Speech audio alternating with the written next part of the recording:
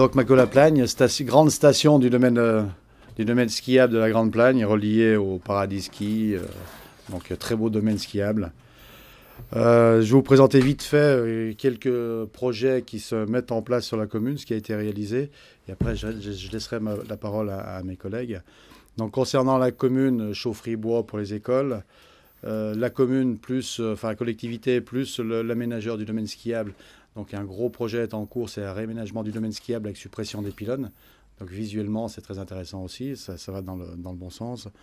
Ensuite, concernant l'intercommunalité, travaille sur un projet de territoire avec l'énergie renouvelable, plein d'ambition surtout, sur un petit territoire qui est le nôtre, montagneux, mais plein d'ambition. Ensuite, la collectivité se lance aussi dans un bilan énergétique des bâtiments. Et là, je vais laisser la parole à mon ami Séverin qui va prendre le relais. Oui, voilà, donc un travail sur la qualité énergétique du bâtiment et notamment des bâtiments communaux, donc qui s'inscrit en fait dans une démarche un peu plus globale qui est la charte de développement durable en fait que la commune a signée, donc une charte qui a été mise en place par l'Association nationale des maires de stations de montagne en collaboration avec le bureau d'études Mountain Riders. Dans laquelle on s'est engagé et où depuis l'année dernière en fait on a validé un plan d'action intitulé Énergie. C'est aussi simple que ça, qui comprend beaucoup d'aspects, un travail avec les particuliers sur le développement des énergies renouvelables, et puis toute cette partie de gestion on va dire du parc communal et des bâtiments communaux avec des projets au fur et à mesure de rénovation énergétique. Donc on a déjà fait un bâtiment d'habitation d'une 30aine de logements qui est situé sur la station, donc à la Plagne, dont les travaux sont en cours de finalisation. Et là, cette année, on s'attaque à l'école primaire du village, en Valais, avec l'ambition, et même c'est sûr, ça se fera, qui est de relier cette école à la chaufferie bois qui est déjà existante sur l'école maternelle, plus un travail de rénovation où là on aura au moins atteint, on va dire, les objectifs facteur 4 grâce à ces travaux. Et puis donc après tout le travail avec les particuliers et peut-être au fur et à mesure aussi même un travail avec les copropriétés pour travailler sur la rénovation des bâtiments à vocation touristique en station. Voilà, moi je vais plus particulièrement parler en tant que président de l'Union des syndicats de Plagne-Centre.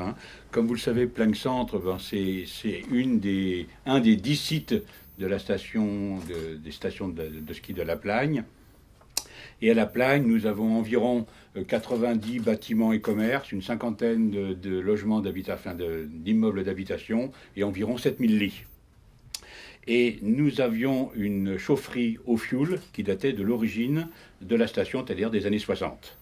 Et nous avons décidé, sur l'initiative de l'association des propriétaires de la Plagne, de changer cette chaufferie et de la remplacer par une chaufferie bois.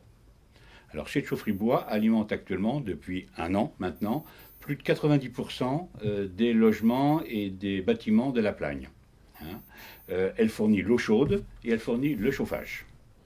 Alors, elle est alimentée par du bois qui provient à peu près à 80% par des palettes alimentaires et pour 20% par des déchets de scierie que l'on recycle.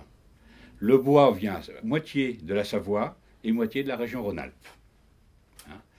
Avec cette chaufferie bois, les études et le résultat montrent qu'on fait une économie on réduit d'environ 20% le coût de chauffage sur un appartement en moyenne.